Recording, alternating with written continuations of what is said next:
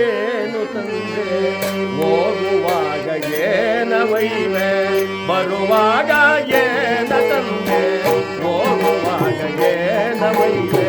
ಬದುಕುವುದು ತಂದೆಯಂತೆ, ಅದರ ತುಂಬ ಚಿಂತೆಯಂತೆ. ಬದುಕುವುದು ತಂದೆಯಂತೆ, ಅದರ ತುಂಬ ಚಿಂತೆಯಂತೆ.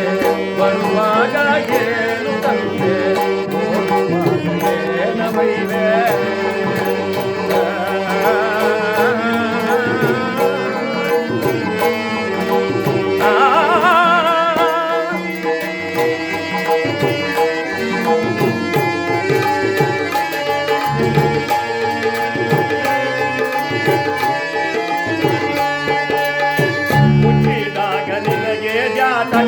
ಸತ್ತಾಗ ನೀನೇ ಸೂತಕ,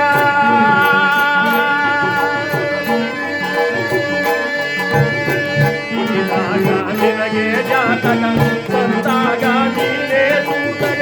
ನಡುವೆ 4 ದಿನದ ನಾಟಕ, ನಡುವೆ 4 ದಿನದ ನಾಟಕ. ಒಂದು ಬಳಗವೆಲ್ಲ ನಡುವೆ 4 ದಿನದ ನಾಟಕ, ನಡುವೆ 4 ದಿನದ ನಾಟಕ. ಒಂದು ಬಳಗವೆಲ್ಲ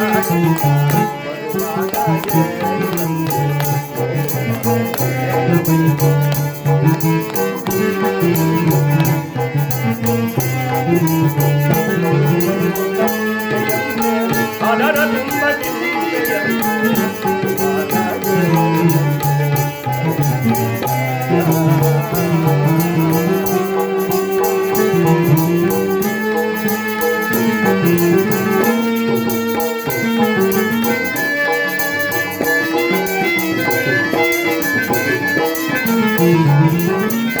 ಸಾಲ ಸೂಲ ಮಾಡಿಕೊಂಡೆ, ಹೊಸ ಮನೆಯ ಕಟ್ಟಿಕೊಂಡೆ.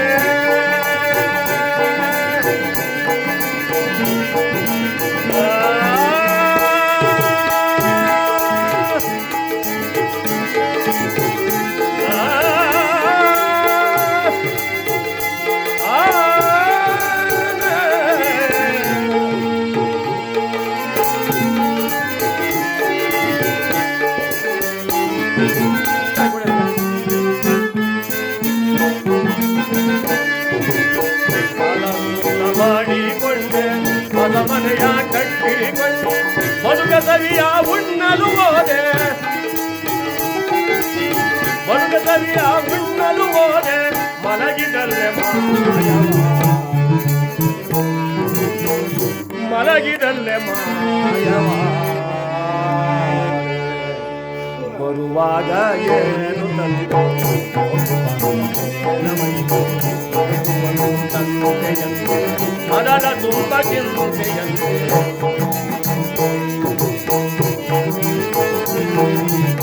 ಬರುವಾಗ ಏನು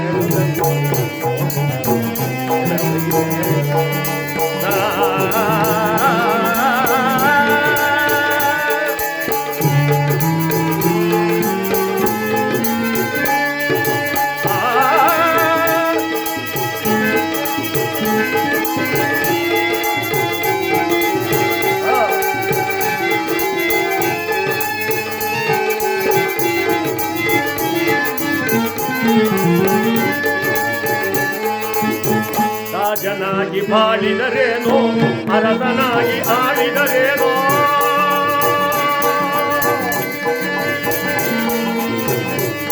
ಮನುಜ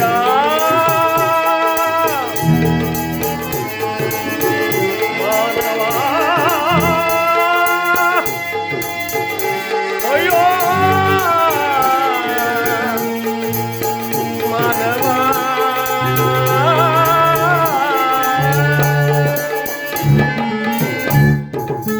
ರಾಜನಾಗಿ ಬಾಳಿದರೇನೋ, ಅರಸನಾಗಿ ಬಾಳಿದರೇನೋ.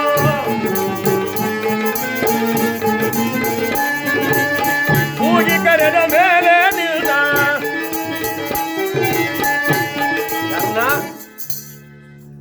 ಆ ಶಾಂತಕುಮಾರನ್ನ, ಕೂಗಿ ಕರೆದ ಮೇಲೆ ನಿಲ್ಲ, ಕೂಗಿ ಕರೆದ ಮೇಲೆ ನಿಲ್ಲ. ಬಿಡಲೇ ಕೂಗಿ ಕರೆದ ಮೇಲೆ ನಿಲ್ಲ, ಬರುವಾಗ ಏನು ತಂದೆ ಬರುವಾಗ ಏನು ತಂದೆ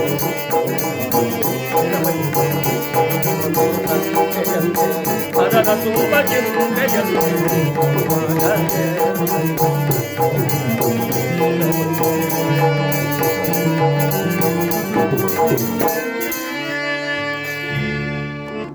ಬರುವಾಗ ಬೆತ್ತಲೆ, ಹೋಗುವಾಗಲೂ ಬೆತ್ತಲೆ. ಮನುಷ್ಯ ಹುಟ್ಟದಾಗ ಹಿಂಗೆ ಬರ್ತಾನಂತೆ, ನನಗೇನು ಗೊತ್ತಿಲ್ಲ ಪ್ರಪಂಚ ಅಂತ. ಹೋಗುವಾಗ ಅಂತನಂತೆ ನಾನೇನು ತೊಗೊಂಡು ಹೋಗ್ತಾ ಇಲ್ಲ ಅಂತ ಎರಡು ಕೈನು ಹಿಂಗೆ ಅಂದ್ಬಿಟ್ಟು ಪ್ರಾಣ ಬಿಟ್ಬಿಡ್ತಾನೆ.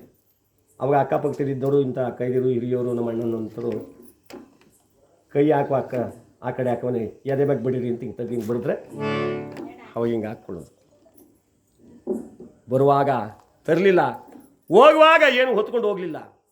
ಅಂತಹ ನಮ್ಮ ವಿಜಯಕುಮಾರ್ ಅವರು ಇಹಲೋಕದ ವ್ಯಾಪಾರ ಮರೆತು ಪರಲೋಕದ ಕಡೆ ಹೊರಟಿದ್ದಾರೆ. ಅಂತಹ ಅಶಾಶ್ವತವಾದ್ದು, ಈಗ ಗಳಿಸಿದ ಹಣವನ್ನಾಗಲಿ, ಕಟ್ಟಿಸಿದ ಮನೆಯನ್ನಾಗಲಿ, ಸಿರಿ ಸಂಪತ್ತು ಯಾವುದನ್ನು ಕೂಡ ತಗೊಂಡೋಗಿಲ್ಲ. ಅವರು ಎಲ್ಲವನ್ನಿಲ್ಲೇ ಬಿಟ್ಟು ಹೋಗಿದ್ದಾರೆ.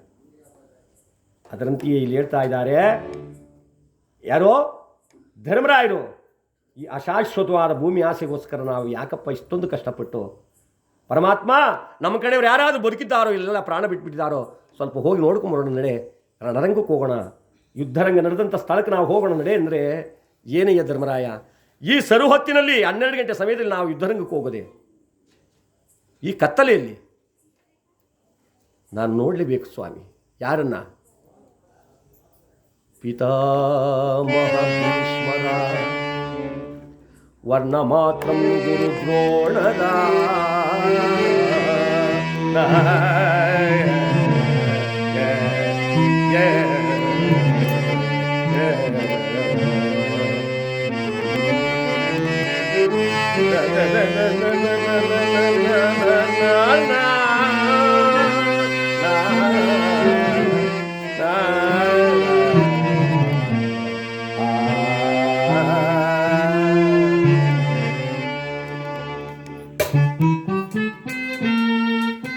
ತಂದೆ ತಾಯಿಗಳನ್ನು ಬಿಟ್ಟು ತಬ್ಬಲಿಯಾದ ಮಕ್ಕಳು ಅದೆಷ್ಟೋ ಸಾವಿರ ಜನ, ಪತಿಯನ್ನು ಕಳೆದುಕೊಂಡು ವಿಧೇಯರಾಗಿ ಮುತ್ತೈದೆ ತನವನ್ನು ಕಳೆದುಕೊಂಡು ಅದೆಷ್ಟೋ ಸಾವಿರ ಜನ. ಒಂದು ಸಾರಿ ನೋಡ್ಕೊಂಡು ಬಿಡೋಣ, ನಡೆ ನಡೆ ವಾಸುದೇವ ಅಂದರೆ ಬೆಂಗಾವಲಿಗಾಗಿ ಭೀಮಾರ್ಜುನಾದಿಗಳನ್ನ ಕರ್ಕೊಂಡು ಮಹಾಭಾರತ ಕುರುಕ್ಷೇತ್ರ ಯುದ್ಧ ನಡೆದಂಥ ಸ್ಥಳಕ್ಕೆ ಧರ್ಮರಾಯರ ಜೊತೆಗೂಡಿ ಕೃಷ್ಣ ಪರಮಾತ್ಮ ಆ ರಣರಂಗಕ್ಕೆ ಬಂದು ನಿಂತ್ಕೋತಾನಂತೆ. ಯಾವ ಕಡೆ ನೋಡಿದ್ರು ಎಣದ ರಾಶಿಯೇ ಕಾಣ್ತಾ ಇದೆ, ಯಾವ ಕಡೆ ನೋಡಿದ್ರು ಎಣಗಳೇ, ಪೀಡೆ ಪಿಶಾಚಿಗಳು ಕೇಕೆ ಆಗ್ತಾ ಇವೆ, ರೋದನ ಮಾಡ್ತಾ ಇವೆ.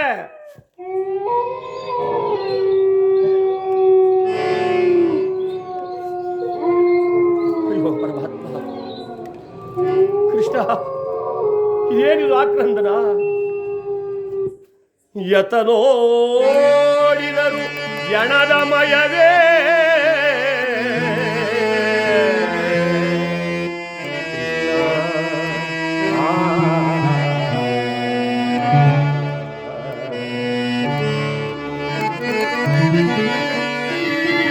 ಯತನೋಡಿದರು ಎಣದ ರಾಶಿಯೇ ನೋಡಲಾರೆನು ಜನಾರ್ದನ.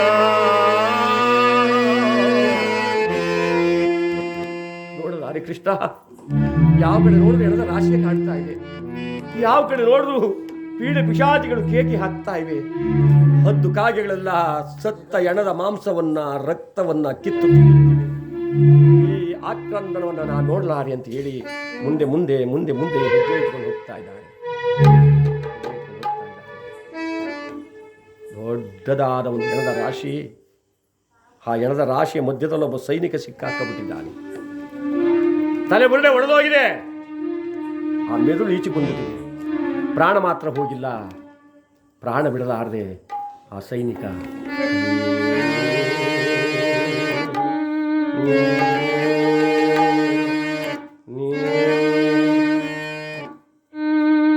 ಧರ್ಮರಾಯರಂದ್ರು, ಭೀಮಸೇನ ಯಾರೋ ಪಾಪ ನೀರು ನೀರು ಅಂತ ಸಂಕಟ ಪಡ್ತಾ ಇದ್ದಾರೆ.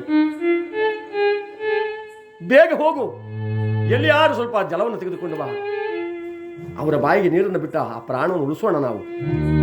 ಹೋಗು ಭೀಮಸೇನ. ಭೀಮಸೇನ ಅಂದ, ಅಗ್ರಜ, ಕತ್ತಲಲ್ಲಿ ನಾನು ಜಲವನ್ನು ಎಲ್ಲಿ ಹುಡುಕಿಕೊಂಡು ಹೋಗಲಿ? ಒಂದು ವೇಳೆ ಹುಡುಕಿ ಜಲವನ್ನು ತಂದರೂ ತರಬಹುದು. ಅವನು ನಮ್ಮ ಕಡೆಯವನಾದ್ರೇನೋ ಸರಿ, ಕೌರವರ ಕಡೆಯವನಾದ್ರೆ ಶತ್ರು ಉಪಕಾರ ಮಾಡದೆ ನನ್ನಿಂದ ಸಾಧ್ಯವಿಲ್ಲ. ಛೇಪಾಪಿ ಮನುಷ್ಯ ಪ್ರಪಂಚವನ್ನು ಬಿಟ್ಟು ಹೋಗುವಾಗ ಶತ್ರುಗಳು ಯಾರು, ಮಿತ್ರರು ಯಾರು, ಇತರ್ಯಾರು, ಅಹಿತರ್ಯಾರು? ಒಂದಲ್ಲ ಒಂದು ದಿನ ಎಲ್ಲರೂ ಬಿಟ್ಟು ಹೋಗಲೇಬೇಕು. ಎಂತಹ ಕ್ರೂರವಾದಂಥ ವೈರಿಯಾಗಿರಲಿ. ತಮ್ಮ ಹೆಸರೇನು ಗೊತ್ತಾಗ್ಲಿಲ್ಲ? ಶಿಂಗ್ರಯ್ಯನವರೇ, ಶಿಂಗ್ರಯ್ಯ ಅಜಾತ ಶತ್ರು, ನಮಗೆ ಪರಮ ವೈರಿ. ಅವನು ಪ್ರಾಣ ಬಿಟ್ಬಿಟ್ಟ ಅಂದರೆ ಆ ಕಡೆ ದಿವಸನಾರು ಆ ಕರಳು ಕರ್ಕನಿಸ್ತದೆ. ಅಯ್ಯೋ, ಇದೇ ಕಡೆ ದಿವಸ. ಅವನ ಮುಖ ನೋಡ್ಬಿಟ್ಟು ಒಂದು ಸೌದೆ ಕಡ್ಡಿ ಹಾಕ್ಬಿಟ್ಟು ಬರೋಣ, ಅಥವಾ ಒಂದು ಇಡೀ ಮಣ್ಣು ಹಾಕ್ಬಿಟ್ಟು ಬರೋಣ ಅಂತ ಎಂಥ ವೈರಿಗಳಾದರೂ ಹೋಗ್ತಾರೆ. ಅಲ್ಲ ಕಣೋ ಭೀಮಸೇನ, ಸಾಯಲಾರೆ ಸಂಕಟ ಪಡುತ್ತಿರುವ ಸೈನಿಕನಿಗೆ ತೊಟ್ಟು ನೀರಂತ ಬಾ ಅಂದರೆ ಅವನು ಕೌರವರ ಪಕ್ಷದವನು, ಅವನು ಹಾಗೆ ಹೀಗೆ ಅಂತ ಏನು ಸಬು ಬೇಡ್ತಿದ್ಯ. ಧರ್ಮ ಅಧರ್ಮದ ವಿಚಾರ ನಿನಗಿನ್ನು ಗೊತ್ತಿಲ್ಲಪ್ಪ. ಹೇಳ್ತೀನಿ ಕೇಳು. ಕಲಗಿದೊಡೆಯನ ದುರ್ಭಿಕ್ಷದಲ್ಲಿ ಸಲಗಿದವನ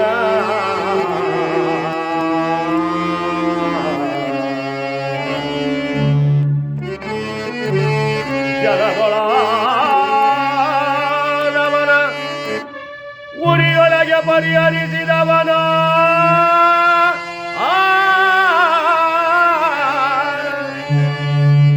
ಮರೆವ ನಿಲಿವನೈ ಕೂಡಾಂದ ನರಕದಲ್ಲಿ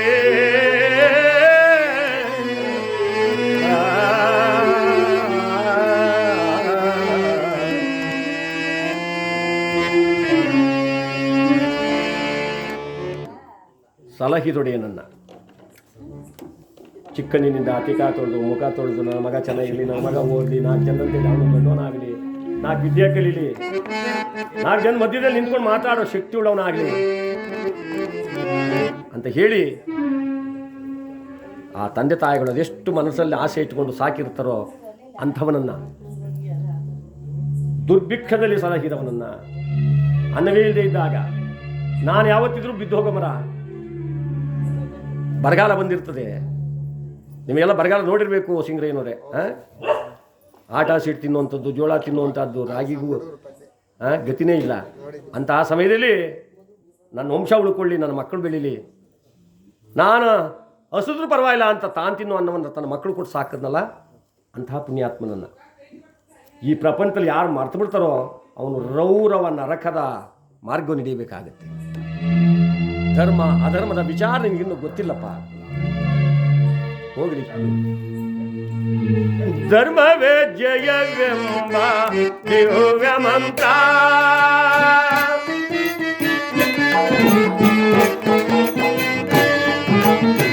ಧರ್ಮವೇ ಜಯವೆಂಬ ದಿವ್ಯ ಮಂತ್ರ, ಅದರ ಮರ್ಮವನರಿತು ಮಾಡಲು ಬೇಕು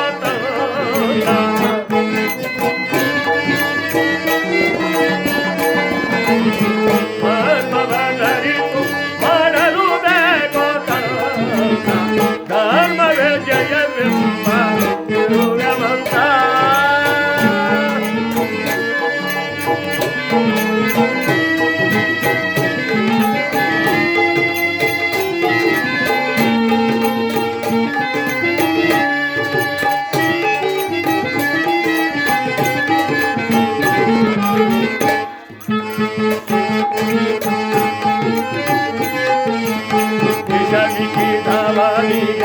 ಜಗದಾನವನಿಯೋ ಜಗದಾನವನಿಯೋ ದ್ವೇಷ ಮಾಡುವವನ ಆಶಿಸಲು ಬೇಕು,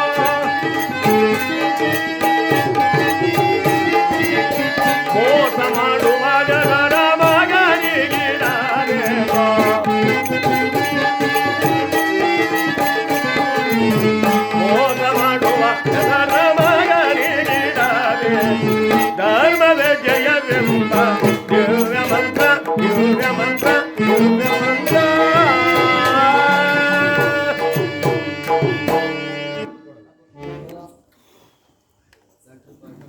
ನೀರು ಬಾಟ್ಲಿಲ್ಲ ಮಾಡಿದ್ದೆ.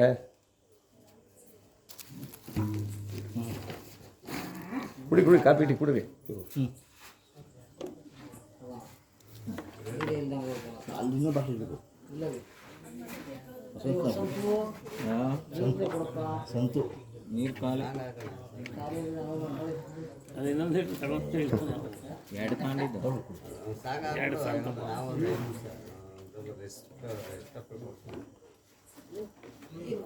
ಎಲ್ಲ ಗಾಡಿ ಮೈಲೇಜ್ ಕಮ್ಮಿ, ಡೀಸೆಲ್ ಜಾಸ್ತಿ ಕೊಡ್ತದೆ. ನಾವು ತೆಗಿಯಲ್ಲ ಹಾಗೆ. ಅಲ್ಲ ಅಂತದ್ದು.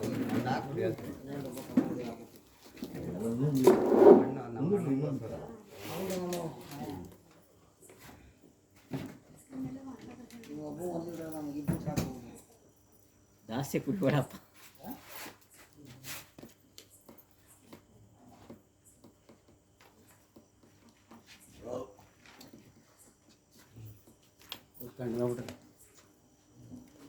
ನನಗೆ ಬೇಕಲ್ಲ ಗಾಡಿ ಕಾಯ್ದಿತ್ತಲ್ಲ.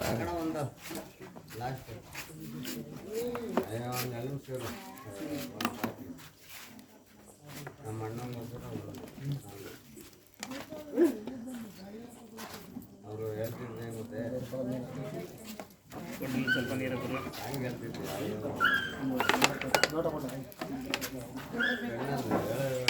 ಹೇಳೋಕ್ಕಾಯ್ತಲ್ಲ. ತಾಯಿ ಅವರು ಕೊಟ್ರ ತಾಯಿ ಕೊಡು.